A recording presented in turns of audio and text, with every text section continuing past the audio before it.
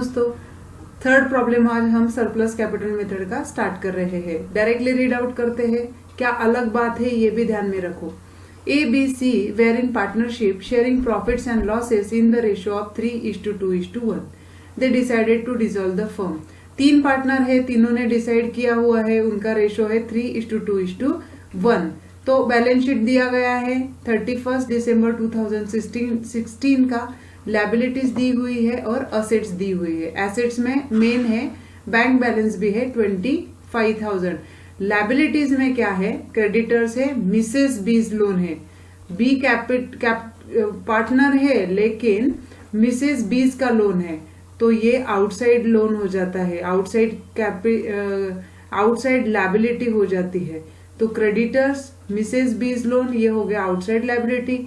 Profit and loss 6,000, इसका क्या करना है मैं आपको बताऊंगी। और यहाँ पे कैपिटल हमें दिए गए हैं।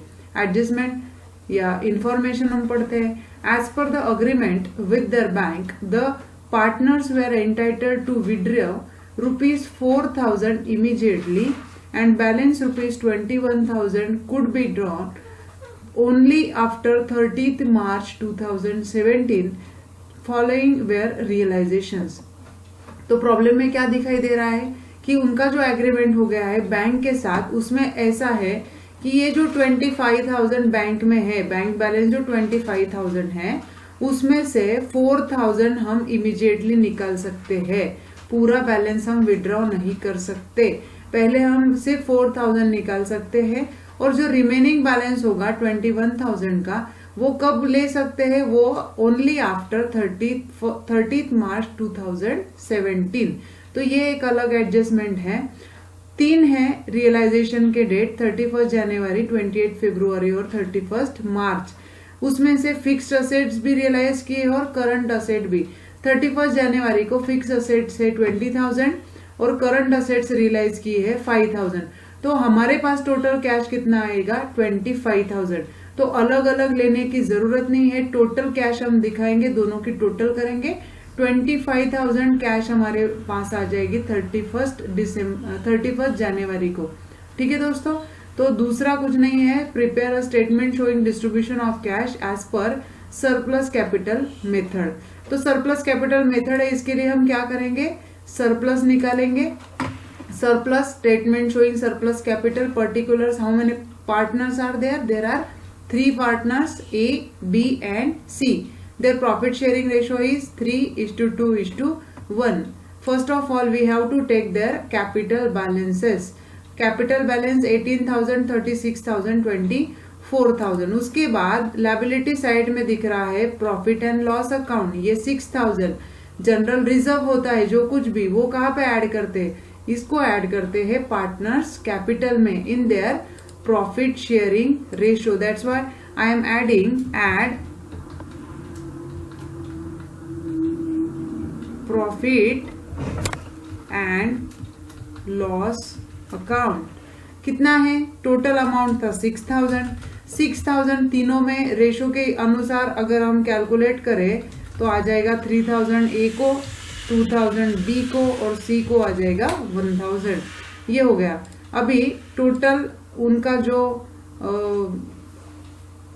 टोटल हो जाएगा वो हो जाएगा 21,000, बी का हो जाएगा 38,000, 25,000 सी का। अब हम क्या करते हैं? कैपिटल बेस मानते हैं। किसका कैपिटल बेस मानते हैं? जिसका कैपिटल कम होगा। तो किसका कैपिटल कम है? एक रेशो के लिए 25,000, 2 रेशो के लिए 38,000, 3 रेशो के लिए 21,000। Absolutely right. किसका कम है? 3 के लिए 21,000 कम है ना, दोनों के मुकाबले 3 रेशो के लिए 21,000 कम है। तो proportionate capital taking as capital as base, taking whose capital as capital as base because his capital is less than B and C. Less है इसके लिए ले रहे हैं 21,000, 3 के लिए 21,000, 2 के लिए कितना आ जाएगा? कैसे निकालते हैं हम? कैसे निकालते हैं? मैंने बोला था उसका कैपिटल कितना है? 21,000। किसके लिए? डिवाइडेड बाय 3, 3 के लिए 21,000, 1 के लिए 7,000, 1 के लिए 7,000, 2 के लिए 14,000 है ना, 2 के लिए 14,000, 1 के लिए 7,000, उसको बेस लिया है इसके लिए। सो ए का नील, 38 माइनस 14 हो जाएगा 24,000, उसके बाद 25,000 माइनस 7,000 हो जाएगा 18,000। अब फिर से क्या करना पड़ेगा, किसी का तो भी कैपिटल बेस मानना पड़ेगा। किसका कैपिटल बेस माने, जिसका कम है तो सी का कैपिटल बेस माने या बी का कैपिटल बेस माने। यहाँ पे 2 के लिए 24, 1 के लिए 18, किसका कम आएगा, एब्सोल्युटली राइट, बी का आएगा ना। 2 के लिए 24, 1 के लिए कितना आएगा 12,000 1 के लिए, इस यहाँ पे 1 के लिए 18,000 है, तो इसका कैपिटल बी का कैपिटल हम बेस मानेंगे, taking whose capital, B's capital as base. Okay, 24,000 2 के लिए, 1 के लिए आ जाएगा 12,000, कितना हो गया इसका 0, सी का आ गया 6,000। सरप्लस कैपिटल आया है सी का, सबसे पहले वो आया है 6,000। सबसे पहले कैपिटल देंगे 6,000, सी को देंगे, जब भी कैपिटल देना पड़ेगा। उसके बाद अगर हमारे पास कैश अवेलेबल है तो देंगे बी और सी को 24,000 12,000, जहां पे हमने बेस माना है। यहाँ पे भी बेस लिया है ना, taking as capital as base. उसके बाद अगर कैश आती है तो ए को देंगे 21, बी को देंगे 14 और सी को देंगे 7। ये हो गया हमारा स्टेटमेंट ऑफ सरप्लस कैपिटल। अब जाएंगे डायरेक्टली प्रॉब्लम सॉल्व के लिए। तो यहाँ पे मैंने पहले से ही ड्रॉ आउट करके रखा है statement showing piecemeal distribution of cash. उसका फॉर्मेट हमने पहले ही देखा है, पर्टिकुलर्स रहता है, कैश। उसके बाद जो जो लायबिलिटी है वो हम लिख लेंगे प्रायोरिटी के तौर पर। प्रायोरिटी पता है, सबसे पहले रियलाइजेशन एक्सपेंसेस, उसके बाद आउटसाइड में प्रेफरेंशियल क्रेडिटर्स देंगे, उसके बाद सिक्योर्ड क्रेडिटर्स देंगे, उसके बाद कॉन्टिजेंट लायबिलिटी देंगे और फिर अदर लायबिलिटी हम देंगे, जैसे कि creditors, bills payable, bank overdraft, other loan है ना, फ्रेंड्स लोन, वाइफ्स लोन, जो कुछ भी होगा वो हम पेड करेंगे। उसके बाद अगर पैसा आया तो पार्टनर्स कैपिटल देंगे और लास्ट में देंगे पार्टनर्स कैपिटल। पार्टनर्स लोन के बाद देंगे पार्टनर्स कैपिटल। तो balances as per balance sheet cash है क्या हमारे पास, प्रॉब्लम में देखिएगा कैश है, यस 25,000 बैंक बैलेंस है। लेकिन उन्होंने क्या कहा है, as per the agreement with their bank the partners were entitled to withdraw ₹4,000 immediately. उस वक्त वो सिर्फ 4,000 निकाल सकते हैं and balance 21,000 could be drawl. वो जो विड्रॉ कर सकते हैं वो है 30 मार्च के बाद ही वो विड्रॉ कर सकते हैं। तो अब हमारे पास सिर्फ 4,000 ही आएंगे, है ना। क्रेडिटर्स का बैलेंस और मिसेस बीस का भी हम बैलेंस लिख लेंगे, वो है दोनों का बैलेंस है 10,000 और 10,000, ठीक है, दोनों का। अब हमारे पास हमने ओपनिंग बैलेंसेस सबके लिख रहे हैं। 25,000 बैंक में है, लेकिन इमीडिएटली कैश अवेलेबल है हमारे पास सिर्फ कितनी है, हमारे पास सिर्फ 4,000 कैश अवेलेबल है।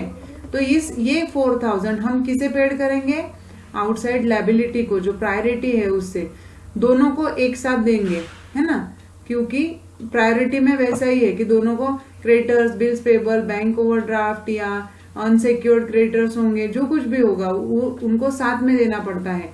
वो कैसे देंगे फिर, अवेलेबल कैश कम है, दोनों का टोटल है 20,000, अवेलेबल कैश है 4,000, नहीं दे सकते पूरा अमाउंट, तो हम क्या करते हैं, रेशो के अनुसार उनको देते हैं। रेशो क्या है, 10,000 10,000 इक्वल रेशो है।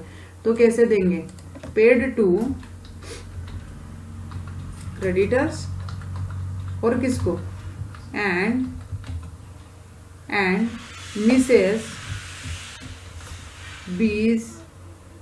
मिसेस बी कितने देंगे, 4,000 दे देंगे। रेशो इक्वल है ना 10,000 का, इसीलिए 2,000 इसको 2,000 इसको, ठीक है। तो अब बैलेंस कितना है, क्रेडिटर्स को हमें देना है 8,000, मिसेस बी को देना है 8,000, इनको तो कुछ दिया ही नहीं है। हाँ, यहाँ पे प्रॉफिट एंड लॉस का बैलेंस रहेगा ना, प्रॉफिट एंड लॉस कैपिटल में हम ऐड करते हैं, कितना है प्रॉफिट एंड लॉस 3000, टोटल 6000 था ना, 3000 रेशो के अनुसार उनको दे देंगे, रेशो के अनुसार 3000, 2000, 1000। अभी कितने बाकी है, बैलेंस ड्यू कितना है, 21,000 हो गया ए का, 38,000 हो गया बी का, और सी का हो गया 25,000। ये इसे हम बोलते हैं बैलेंस, क्या बोलते हैं, यस बैलेंस ड्यू। ठीक है, ये हो गया बैलेंस ड्यू। अब हमारे पास फिर से कैश कब आई है, तो देखिए दोस्तों 31 जनवरी को आई है। फिक्स असेट बेचे है 20,000 और करंट असेट बेचे है 5,000। कौन सी भी एसेट बेचे हमें क्या है ना, हम टोटल कर लेंगे 20 + 5 कितने आ गए 31 जनवरी का 25,000 है ना। तो फर्स्ट रियलाइजेशन आप लिख सकते हो 20,000 प्लस कितने 5,000, टोटल हो गए कैश हमारे पास 25,000। 25,000 किसे देने होंगे, हमें देने होंगे क्रेडिटर्स और मिसेस बीज लोन, दोनों का टोटल करो 16,000 है। We can paid whole amount at a time 16,000, इसको दे दिया, क्रेडिटर्स को 8,000, मिसेस बीज लोन को 8,000। अभी मेरे पास कैश कितना बचा है 25,000 माइनस 16,000, मेरे पास कैश है 9,000। क्रेडिटर्स हो गए नील, मिसेस बीज लोन हो गया नील। अभी देना किसको है 21,000 ए को देना है, 38,000 बी को देना है और 25,000 मुझे देना है सी को। 9,000 बचे हैं, किसे दूंगी, तो अभी कैपिटल मुझे देना है किसका, ए बी सी का कैपिटल पेड करना है। तो कैपिटल पेड करने के लिए मैं यूज कर रही हूँ सरप्लस कैपिटल मेथड। तो सरप्लस कैपिटल जो निकाला है वो देखेंगे, statement showing surplus capital. Surplus निकला है सी का कितना 6,000, तो मैं किसे पेड करूंगी, सबसे पहले पेड टू आप ही बोलिएगा, पेड टू सी कितना 6,000, उतना ही सरप्लस है ना, तो सी के कॉलम में लिखूंगी मैं 6,000, वही सरप्लस था। तो अभी मेरे पास बचे 3,000, कैश मेरा कितना है 9,000 माइनस 6,000, 3,000 कैश बचा, कितना देना है 21,000 देना है ए को, 38,000 देना है बी को और 25,000 माइनस 6,000 19,000 देना है सी को। ठीक है, ये हो गया बैलेंस ड्यू। अभी मेरे पास 3,000 अब भी है, किसे दूंगी मैं, फिर से सरप्लस देखूंगी। 6,000 मैंने पेड कर दिए है सी को, अभी मुझे बी को और सी को 24,000 और 12,000 देने हैं, लेकिन मेरे पास कितने हैं, मेरे पास 3,000 है। मैं क्या करूंगी, दोनों को रेशो के अनुसार दूंगी। तो रेशो क्या है 2:1, पेड टू कितना, पेड टू बी एंड सी 3,000 दे दूंगी। 3,000 अगर रेशो के अनुसार देंगे तो 2,000 और 1,000। ठीक है, अभी बैलेंस ड्यू कितना है निकालो, बैलेंस ड्यू, इसको तो कुछ दिया ही नहीं है, ए का बैलेंस ड्यू है 21, इसका हो गया 36,000, इसका हो गया 18,000। ये हो गया मेरा बैलेंस ड्यू, मुझे देना है उनको, अभी तक मैंने दिया नहीं है। अभी मेरे पास कैश आई है, कब आई है आप देखते हैं, ऑन 28 फरवरी, दोनों का टोटल हो जाएगा 36,000 ऑन 28 फरवरी, 28 फरवरी टोटल हो गया, हमने देखा ना अभी, टोटल हो गया 36,000। 36,000 मेरे पास कैश है, किसे दूंगी मैं, फिर से सरप्लस देखूंगी, सरप्लस किसका था 24,000 12,000 कितना 36,000 में से हमने 3,000 पहले ही दे दिए हैं, 36 में से 3,000 गए 33,000 और हमारे पास कैश है 36,000। दोनों को जो अमाउंट हमने यहाँ पर पहले 2,000 और 1,000 पेड कर दी है, फिर से एक बार बताती हूँ, कितना देना था, बी को देना था 24,000 और 12,000 है ना, 24,000 देना था और 12,000 देना था। हमने कितने दे दिए, पहले मैंने इसको दे दिए है 2,000 और इसको दे दिए है 1,000। अभी मुझे उनको कितना देना है, 22,000 बी को, और सी को कितना देना है 11,000 है ना।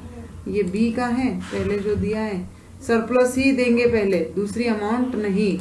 तो ये 22,000 और 11,000 हमें सबसे पहले उनको पेड करने पड़ेंगे, क्योंकि सरप्लस में से वो अमाउंट बाकी था। हमें देना था 24,000 12,000, हमने दिया कितना है देखो 2,000 और 1,000 दिया, कितना है 2,000 और 1,000 दिया है। तो बाकी जो रिमेनिंग अमाउंट है वो हमें पहले देनी पड़ेगी, कितना 22,000 और यहाँ पर 11,000 है ना। 36,000 में से कितना दिया हमने दिया 22 और 11,000, ठीक है। कितने हो गए 33,000। यहाँ पे क्या लिखूं, paid to B and C in whole amount, we paid their whole surplus amount 22, 21। अभी मेरे पास कैश कितना बचा है 3,000 मेरा कैश रिमेनिंग है, लेकिन देना कितना है, मुझे देना है 21,000, इसको देना है मुझे 36 माइनस 22 हो गया 14,000 और 18 माइनस 11 हो गया 7,000, राइट। अभी ये 3,000 बचे हैं मेरे पास, मैं 3,000 किसे दूंगी, सरप्लस में जाऊंगी फिर से। देखो ये 6 दे दिए, 24, 12 भी हमने पूरे दे दिए, दो पार्ट करके, पहले 3,000 दिए, फिर 33,000 36,000 दोनों को मिलकर पेड कर दिए। अभी ये है टेकिंग एज कैपिटल, जहां जहां बेस माना है वो हमें देना पड़ेगा। 21, 14, 7 आते हैं प्रॉब्लम पर, 21, 4, 7 आ गया, राइट अमाउंट आ गया। अभी ये हम तीनों को पेड कर सकते हैं, पेड टू, तो किसे ज्यादा किसे कम, paid to A B C in their profit sharing ratio. Their profit sharing ratio is 3:2:1, तो उस अनुसार 1,500 1,000 एंड इसको आ जाएगा 500, ठीक है। तो बैलेंस ड्यू निकालेंगे, बैलेंस ड्यू आ गया मेरा, कैश तो कुछ नहीं है। बैलेंस आ गया 19,500 ए का, इसका आ गया सिंपल है 13,000, इसका आ गया 6,500। ये हो गया मेरा बैलेंस ड्यू। अभी कैश आया है क्या देखते हैं, फिर से प्रॉब्लम की ओर। 31 मार्च को दोनों की टोटल 9 + 3 12,000 है ना। तो 12,000 31 मार्च को लिखेंगे। 31 मार्च कितना कैश मेरे पास 12,000 आया, दोनों की total current asset plus fix asset. किसे दूंगी, तीनों को दूंगी ना, सरप्लस तो हो गया है, सरप्लस दोनों का हो गया, अभी इनको ही देना है। कैश कम है, अवेलेबल कैश कम है, देना ज्यादा है, क्या करेंगे, यस उनके प्रॉफिट शेयरिंग रेशो में paid to A B and C कितना अवेलेबल है 12,000। तीनों को रेशो के अनुसार अगर देते हैं, सॉरी एक बात हम भूल गए दोस्तों, ये 12,000 है हमारे पास, और क्या है देखते हैं एक बार, फिर से प्रॉब्लम में आते हैं। 12,000 हमारे पास कैश है, और देखो as per the agreement with the bank, ये भूल गए हम, as per the agreement of their bank partners were entitled to withdraw 4,000 immediately. 4,000 हमने पहले ही यूज कर लिए 25,000 से। ये जो 21,000 है वो बैंक से हम विड्रॉ करने ही भूल गए दोस्तों। ऐसा भूलोगे तो कैसा होगा, मैडम का चल जाएगा लेकिन आपका नहीं चलेगा। तो 21,000 31 मार्च के बाद हम विड्रॉ कर सकते हैं, तो ये विड्रॉ करेंगे 31 मार्च के बाद 21,000। तो 31 मार्च आ गया है, वहां पर 12,000 थे। अभी विड्रॉ कितना, वो हो गया 21,000। टोटल कैश कितना है, पहला था 12,000, अब बैंक में से निकाल लिया 21,000। Total cash available is 33,000। Total 33,000 किसे देंगे, हम देंगे paid to A, B and C. कैसे हो गया 33,000, आपको पता चल गया। हमारा रियलाइजेशन था 12,000 का और 21,000 बैंक से हमने निकाल लिया जो एग्रीमेंट किया था उस हिसाब से। तो टोटल अवेलेबल अमाउंट हो गया 33,000। पेड कर देंगे तीनों पार्टनर्स को इन देयर प्रॉफिट शेयरिंग रेशो, और अगर मैं पेड करती हूँ तो वो हो जाएगा 16,500, क्योंकि 3 से देना है 11,000 और है 5,500।